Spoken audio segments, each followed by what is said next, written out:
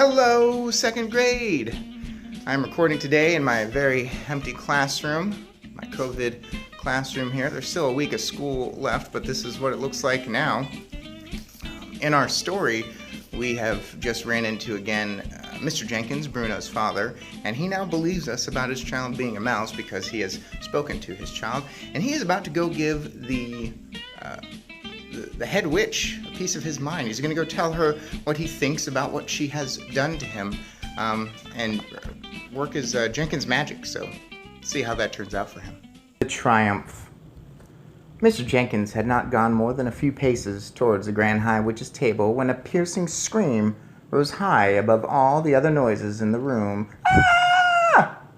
And at the same moment, I saw the Grand High Witch go shooting up into the air. Now she was standing on her chair, still screaming. Now she was on the tabletop, waving her arms. What on earth's happening, Grandmama? Wait, my grandmother said. Keep quiet and watch. Suddenly, all the other witches, more than 80 of them, were beginning to scream and jump up out of their seats as though spikes were being stuck into their bottoms. Some were standing on chairs, some were on the tables, and all of them were wiggling about and waving their arms in the most extraordinary manner. Then all at once they became quiet. Then they stiffened. Every single witch stood there as stiff and silent as a corpse. The whole room became deathly still. They're shrinking, Grandmama, I said. They're shrinking just like I did. I know they are, my grandmother said. It's the mouse maker, I cried. Look, some of them are growing fur on their faces. Why is it working so quickly, Grandmama? I'll tell you why, my grandmother said. Because all of them have had massive overdoses just like you. It's thrown the alarm clock right out of whack. Everyone in the dining room was standing up now to get a better view. People were moving closer. They were beginning to crowd round the two long tables. My grandmother lifted Bruno and me up so that we wouldn't miss any of the fun. In her excitement, she jumped up onto her chair so that she could see over the heads of the crowd. In another few seconds, all the witches had completely disappeared, and the tops of the two long tables were swarming with small brown mice. All over the dining room, women were screaming, and strong men were turning white in the face and shouting, "It's crazy! This can't happen!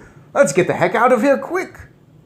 Waiters were attacking the mice with chairs and wine bottles and anything else that came to hand.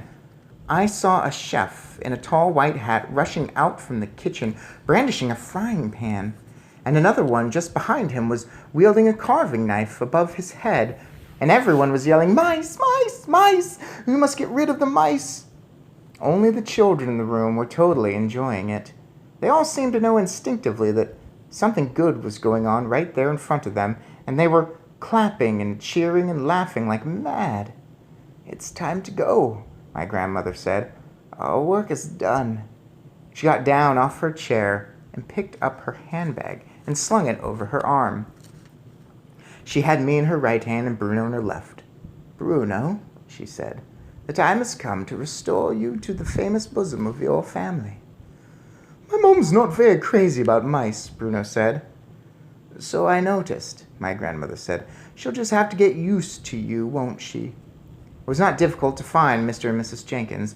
You could hear Mrs. Jenkins' shrill voice all over the room. "Herbert!" she was screaming. It was screaming. "Herbert, get me out of here! These mice everywhere! They'll go up my skirts!" She had her arms high up around her husband, and from where I was, she seemed to be swinging from his neck. My grandmother advanced upon them and thrust Bruno into Mr. Jenkins's hand. "Here's your little boy," she said. "He needs to go on a diet." "Hi, Dad," Bruno said. "Hi, Mom." Mrs. Jenkins screamed even louder. My grandmother, with me in her hand, turned and marched out of the room. She went straight across the hotel lobby and out through the front entrance into the open air. Outside, it was a lovely warm evening, and I could hear the waves breaking on the beach just across the road from the hotel. There you are, Mr. Roald Dahl. Kids love the beach in his books, which they do in real life, too. "Is there a taxi here?" my grandmother said to the tall doorman in his green uniform. "Certainly, madame," he said, and he put 2 fingers into his mouth and blew a long, shrill whistle. I watched him with envy. For weeks I had been trying to whistle like that, but I hadn't succeeded once. Now I never would. The taxi came. The driver was an oldish man with a thick, black, drooping mustache. The mustache hung over his mouth like the roots of some plant. "Where to, madame?" he asked. Suddenly, he caught sight of me, a little mouse, nestling in my grandmother's hand. "Blimey," he said. "What's that?" "It's my grandson," my grandmother said. "Drive us to the station, please." "I always likes mice," the old taxi driver said. "I used to keep hundreds of 'em when I was a boy. Mice is the fastest breeders in the world. Did you know that, ma'am? So if he's your grandson, then I reckon you'll be having a few great-grandsons to go with him in a couple of weeks' time." "Drive us to the station, please," my grandmother said, looking prim. "Yes, ma'am," he said, "right away." My grandmother got into the back of the taxi and sat down and put me on her lap. "Are we going home?" I asked her. "Yes," she answered, "back to Norway." "Hooray!" I cried. "Oh, hooray, hooray, hooray!" "I thought you'd like that," she said. "But what about our luggage?" "Who cares about luggage?" she said. The taxi was driving through the streets of Bournemouth, and this was the time of day when the pavements were crowded with holiday makers, all wandering about aimlessly with nothing to do. "How are you feeling, my darling?" my grandmother said. "Fine," I said, "quite marvelous."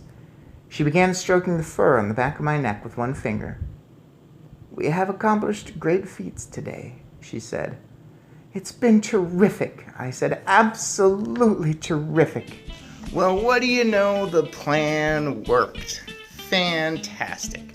We are rid of some witches, it seems like. They have all turned into mice. And in a turn of good luck, they're being dealt with, it seems like. So things are finally looking good for us.